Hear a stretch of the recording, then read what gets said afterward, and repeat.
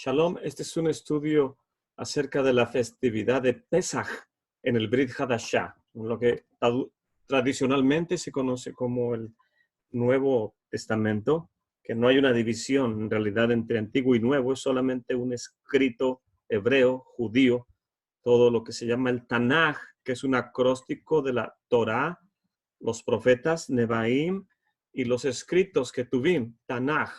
Ese es lo que se conoce como la escritura del pueblo de Israel. Y los escritos de los Talmidim o de los discípulos del Mesías son las cartas, lo que se conoce también como los evangelios y Gerot Basorot.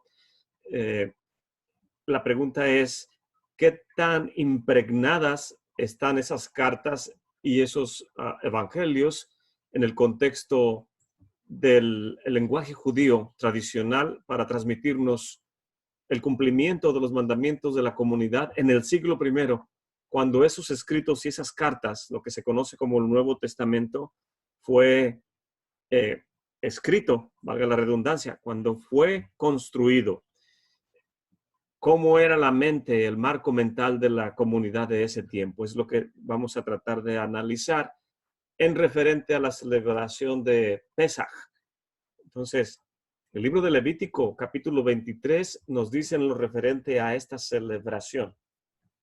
Estas son las festividades del Eterno. Elá Moedí, Adonai.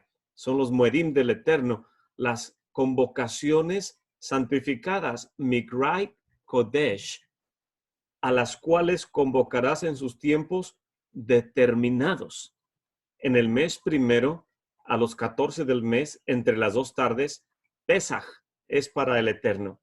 Y aquí nos está hablando acerca de la festividad después del Shabbat, que es la fuente de la bendición. Viene el primero de las celebraciones, de las festividades, que es en este caso la festividad de Pesaj, erróneamente traducida como Pascua. Y Pesaj tiene lugar en el mes primero, que en el idioma hebreo es el mes de Aviv, significa primavera, o el mes también conocido como Nisan. En este mes, que es el primero de los meses de acuerdo al libro de Éxodo, capítulo 12, donde el Eterno, bendito sea su nombre, rotó el calendario, y el mes de Aviv, que antes era el séptimo, ahora lo convierte en el primero del mes, por lo cual es el mes en el que inicia la vida nacional, o el conjunto del pueblo de Israel tiene un nuevo comienzo en el mes de Nisan. En el día 14 se celebra Pesaj, y es lo que está hablándonos este versículo en particular. Y Pesaj en la escritura, aquí lo podemos ver, tenemos el Pesaj en Mitzraim, o el Pesaj en Egipto, que celebró Moshe precisamente en el libro de Éxodo 12, cuando el Eterno gira el calendario. Y también tenemos el Pesaj en la conquista, en tiempos de Yehoshua. Esto viene en Yehoshua capítulo 5, verso 10. También tenemos Pesaj celebrado en Jerusalén en los días del rey Josías, Yoshiyahu. Esto viene en Segunda de Reyes capítulo 23 y en Segunda de Crónicas capítulo 35. Y también otro Pesaj que se celebró en Jerusalén en tiempos de Esdras, cuando regresaron de la cautividad, Esdras 6:9, y aquí podemos ver diferentes ejemplos de una celebración de Pesaj en diferentes épocas por la comunidad del pueblo de Israel. El libro de Éxodo, en el capítulo 12, del verso 3 al 11, dice, habla a toda la congregación, a la Quejilá de Israel, diciéndole, a los 10 de este mes tomará cada uno un cordero por las familias de sus padres, un cordero por familia. Mas si la familia fuera pequeña, que no alcance a comer del cordero, entonces tomará a su vecino cercano de su casa, y según el número de las personas, cada uno conforme a su comer, echarán cuenta sobre el cordero. El cordero será sin defecto, macho de 1 año. Lo tomarás de las ovejas o de las cabras, y habrás de guardarlo hasta el día 14 de este mes. Lo inmolará toda la asamblea de la congregación del pueblo de Israel entre las 2 tardes, y tomarán de la sangre y pondrán en los 2 postes y en el dintel de las casas en que lo han de comer. Aquella noche comerán la carne asada al fuego, panes sin levadura, con hierbas amargas lo comerán. Ninguna cosa comerás de él cruda, ni cocida en agua, sino asada al fuego. Su cabeza con sus pies, sus intestinos, y ninguna cosa dejarás de él hasta la mañana. Y lo que habrá de quedar hasta la mañana habrás de quemarlo en el fuego, y así habrás de comerlo. Ceñidos tus lomos, con tus zapatos en tus pies, con tu bordón en tu mano, y lo comerás apresuradamente. Este es Pesaj para el Eterno. Bendito es su nombre. Y esto viene en Éxodo 12. Este conjunto de versículos, del versículo 3 al 11, nos dan un parámetro acerca de cómo se debe celebrar Pesaj. En este caso, podemos ver en otro estudio acerca de los 15 pasos de la celebración de Pesaj, que aquí están resumidos a una manera generalizada cómo se debe celebrar la festividad. Tienes que tomar un cordero macho de 1 año, lo traerás de entre las ovejas y a partir del día 10, dice el versículo 3, a partir del día 10 lo vas a tener en observación hasta el día 14 y vas a asegurarte que no tenga ningún defecto porque es para el Eterno, bendito es Él. Tiene que ser perfecto. También nos dice la Escritura que tienes que sacrificarlo entre las 2 tardes. Si el día bíblico comienza de acuerdo al libro de Génesis o Bereshit, cuando comienza la narrativa y dice fue la noche y la mañana del día primero, por lo cual los días bíblicos empiezan al caer el sol hasta el otro día siguiente al caer el sol. Entre las 2 tardes es el punto intermedio de las 2 tardes cuando se debe celebrar esa festividad de Pesaj. Y de acuerdo a la temporada del año, si es en primavera, los días son más largos. En la hora específica entre el atardecer, casi por anochecer, lo divides en medio y vas a ver que es acerca de las 3 de la tarde en tiempo de primavera, que es cuando se celebra Pesaj. En invierno los días son más cortos, entonces la parte intermedia de los días cortos, lógicamente es otro periodo del día. Y es justo cuando el sol comienza a declinar en el oeste, es las 3 de la tarde. Es cuando comienza el sol a declinar y es el inicio de la puesta del sol. No la puesta misma del sol, sino el inicio de la puesta del sol o de la caída o del descenso del sol. En el servicio del templo, en el Beit HaMikdash, el tiempo se divide en 4 partes y el cuarto entre las 12 de la noche y las 3, perdón, de las 12 de la mañana y las 3 p.m. se le llama la ofrenda del inicio de la tarde. Al cuarto de las 4 partes, al cuarto que es entre las 3 de la tarde y las 6 de la tarde se le llama la ofrenda del final de la tarde, o sea, entre las 2 tardes. Y significa el punto exacto de estos 2 periodos de tiempo. También se le conoce como la hora novena, la hora en que Yeshua nos dijo, consumado es. Y a manera de poder ilustrar este concepto, voy a tratar de iluminar o escribir aquí en la gráfica este contexto. Si el día consta, voy a poner aquí día, es igual a 24 horas. El día tiene 24 horas y normalmente sabemos que son 12 horas de luz, que le llamamos día, y tenemos asimismo 12 horas de obscuridad, que le llamamos noche. Entonces, el día se divide una mitad en luz y otra mitad en obscuridad, día y noche. Si a estas 12 horas del día, la voy a escribir aquí, si las 12 horas del día, si el sol comienza a iluminar, el amanecer toma lugar a las 7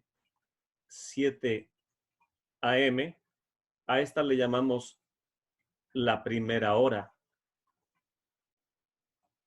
A las 8, voy a poner aquí 9, 10, a las 11 de la mañana, 12 de la mañana, la 1 de la tarde, 2, 3, 4, 5, 6, 7, y así sucesivamente las horas del día. Si el amanecer es a las 7 es la hora primera, a las 8 sería la hora segunda, a las 9 la hora tercera, las 10 de la mañana sería la hora cuarta, las 11 la hora quinta, las 12 la sexta, la 1 de la tarde la séptima, las 2 de la tarde la octava, y las 3 de la tarde que menciona la escritura es la hora novena, las 4 serían la décima, las 5 la 11ª, la sexta sería la 12ª y la séptima ya, bueno, estas son las 12 horas del día. Y también la noche, si dividimos el periodo de obscuridad, tradicionalmente en la escritura nos los menciona a manera de vigilias. El concepto de vigilia es más que todo un concepto de los griegos y de los romanos, y el Brit Hadashah, el Nuevo Testamento, nos las menciona porque es la cultura en que ese tiempo la población vivía bajo el yugo del Imperio Romano. Pero las 12 horas es dividida bíblicamente nada más había 3 vigilias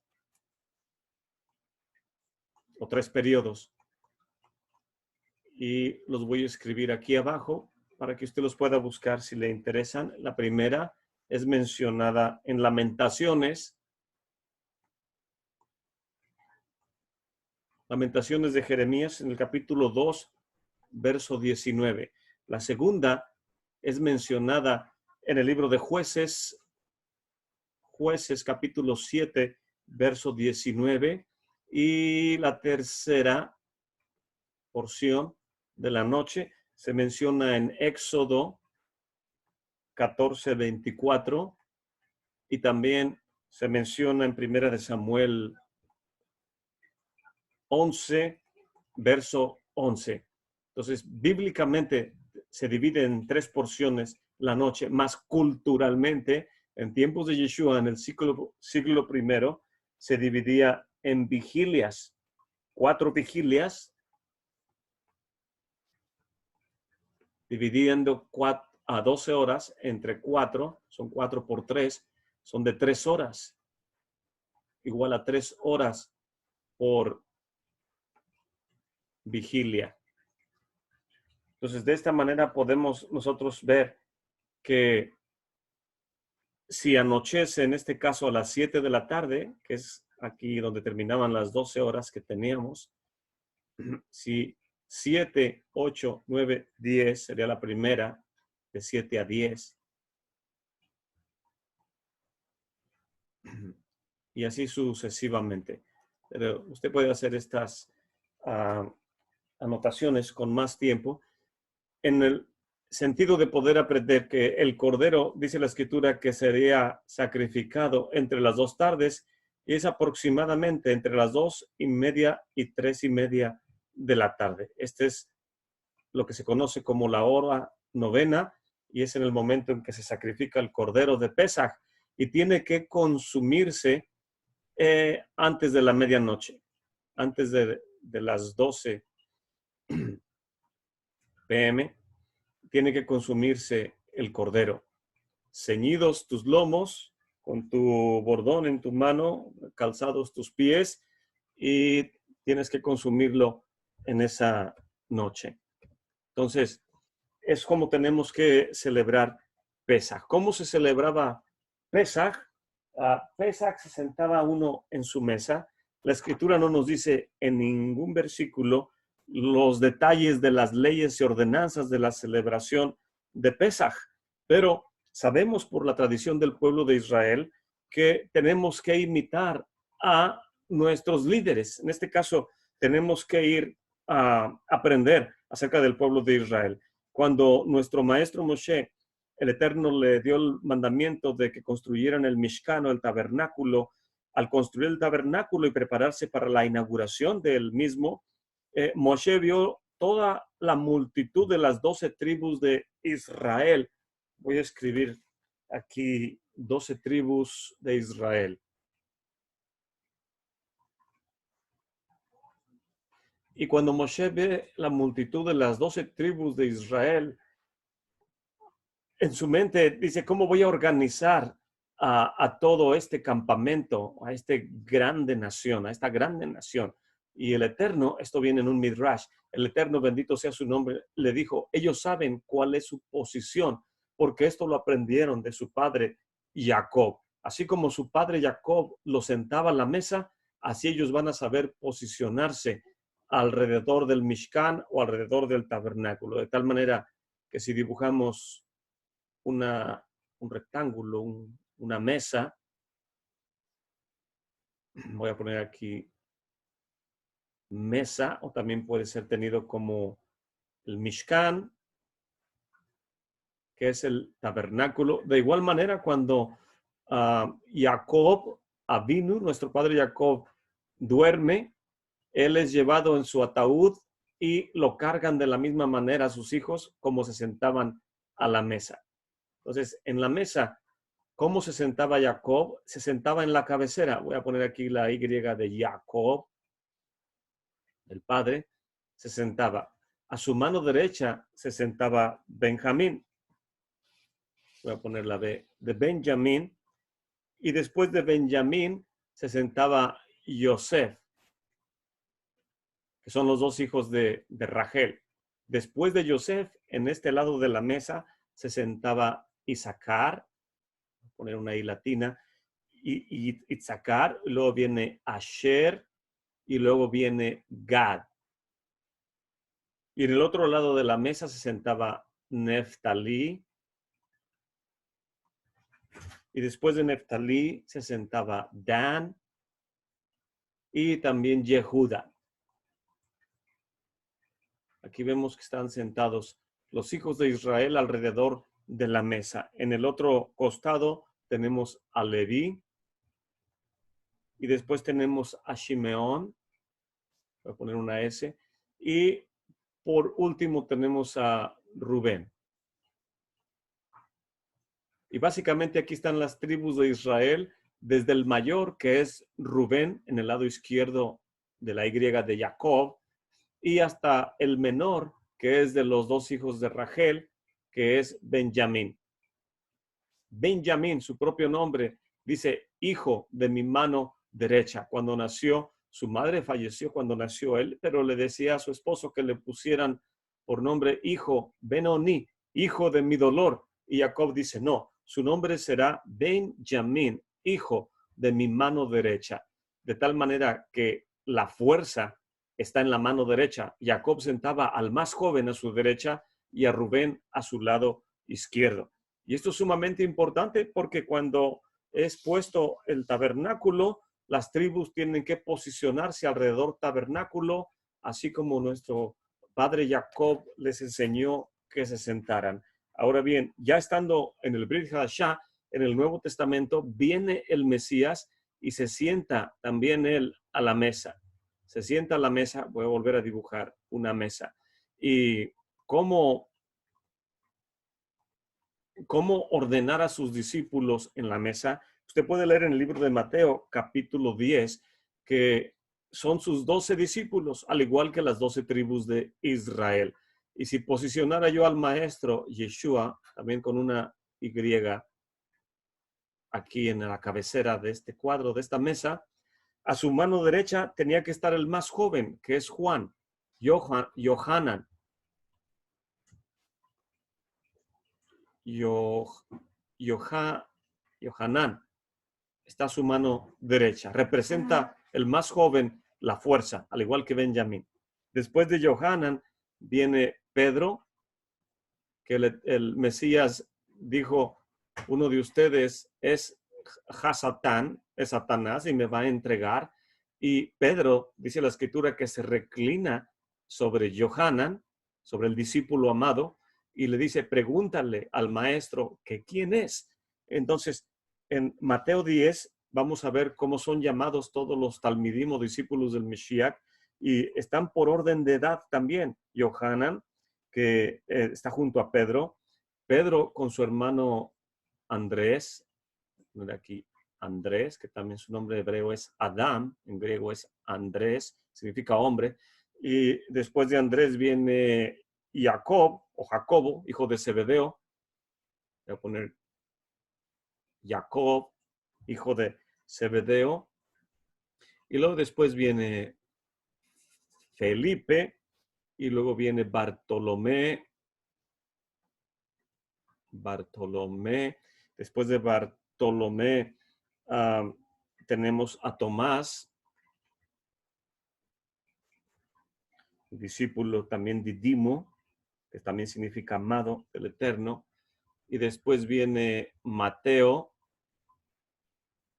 y luego después viene Jacob, otro Jacob, hijo de Alfeo, y después de Jacob, Leveo, y luego después viene Shimón el cananita. Voy a poner aquí el cananita, así lo designa la escritura. Y por último viene Judas, oye, Judá, el Hasikari, el sicario, el Iscariote. Entonces vemos aquí que Yeshua sienta a sus discípulos de igual manera que nuestro padre Jacob. El más joven está a su derecha y el más grande o el más grande de edad está a su izquierda. El de la derecha representa la fuerza. Y Pedro le pregunta a Yohanan, pregúntale al maestro que quién es. Y cuando Yeshua parte el pan sentado a la mesa de Pesaj, le da a Judas, que está a su izquierda. Y dice, el que se sienta a la mesa conmigo levantó contra mí su calcañar, y le da a comer del pan, y en eso se levanta Judas y se fue. Y dice la escritura que todos pensaron que iba a darle a los pobres, porque era tiempo de Pesaj, hay que darle alimento a los necesitados, y en realidad se fue porque iba a entregar al Mesías. Pero solo quiero ilustrar de esta manera cómo se sientan los discípulos del Mesías con él a la mesa, de igual manera como es la tradición en el pueblo de Israel, que un padre debe sentar a sus hijos, el más joven a la derecha y el más anciano a la izquierda. Y entendiendo esto, podemos ir a los eventos de la semana de Pesaj, que aquí tengo en el lado izquierdo superior el evento, lo que sucedió. En el siguiente cuadro, el mes de Nisan, el día, al día que correspondió en ese tiempo, la parte de los evangelios, en Mateo, Marcos, Lucas y Juan. En el día 8 del mes de Nisan, en ese tiempo, fue viernes, Yeshua entra en Betania, que significa la casa de la aflicción, Betani. Y es lógico que él está padeciendo, sufriendo, emocionalmente está preparando para poder ir a enfrentarse a esta grande tarea de dar su vida en rescate por toda la humanidad. Y eso sucede en el 8, un viernes 8 de Nisan. Lo puede usted leer en Mateo 26 o en Marcos 14, Juan 12. Al siguiente día o ese viernes por la noche se celebra Pesaj, que es lo que sucede, es el Shabbat Hagadol de ese tiempo. Es un grande Shabbat que se celebra antes de la festividad de Pesaj. Eso fue el día 9 de Nisan. Al siguiente día es cuando se debe apartar el cordero macho de un año, y podemos leer en el libro de Mateo capítulo 21 que es la entrada triunfal a Jerusalén.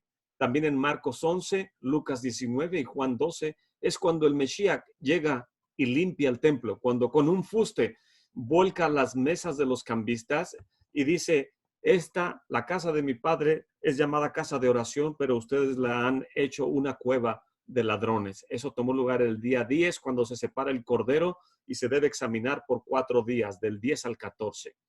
El día 11, al siguiente día que el Mesías echa a los cambistas y vuelca las mesas de ellos, él maldice la higuera y también hace su discurso en el Monte de los Olivos. Esto fue un lunes, esto lo puede usted leer en Mateo 21, Mateo 24, Marcos 13, también Lucas 21.